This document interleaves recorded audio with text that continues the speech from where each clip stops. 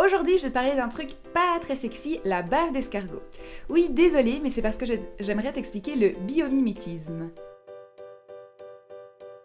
Le biomimétisme, c'est l'inspiration du monde vivant pour créer des innovations ou trouver des solutions à des problèmes techniques. Alors je vais te poser deux questions.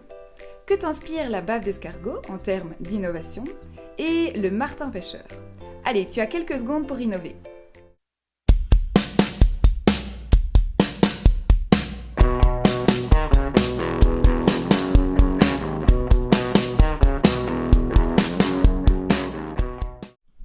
La nature est une véritable source d'inspiration. En effet, il suffit de l'observer pour découvrir de fabuleux phénomènes. C'est pourquoi les biologistes et les ingénieurs travaillent de plus en plus ensemble afin d'améliorer certaines technologies.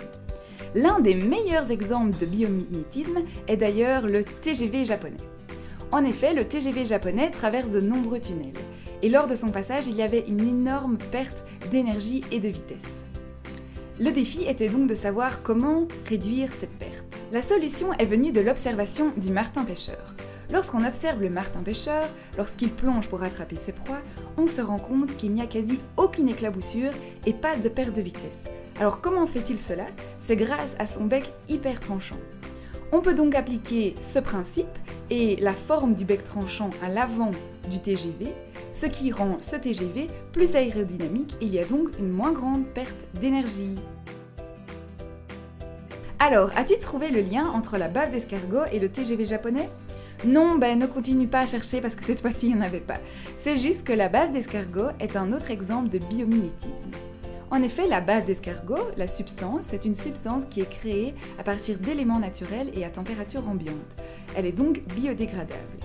Des chercheurs aux États-Unis s'intéressent donc à la protéine qui rend la substance collante, car s'il était utilisé dans des cols industriels, elle permettrait de réduire l'utilisation de polluants.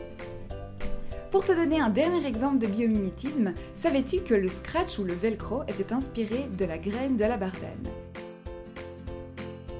Si tu observes cette graine, tu remarqueras qu'elle a plein de petits crochets qui s'accrochent hyper facilement aux poils des animaux.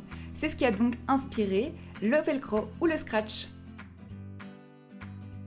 Après tous ces exemples, je pense qu'il ne te reste plus qu'à aller observer la nature qui t'entoure et trouver la future innovation. N'hésite surtout pas à nous faire part de tes idées en dessous de cette vidéo. À tout bientôt! Tu as appris des nouvelles choses et tu as bien aimé, alors mets un j'aime ici en dessous. Pour suivre les prochains épisodes, n'hésite surtout pas à t'abonner à ma chaîne. Pour revoir par contre et revoir les anciens épisodes, c'est juste ici, tu n'as qu'à cliquer. Et pour suivre les épisodes suivants, quand il y en aura, ce sera juste ici. Allez, à tout bientôt!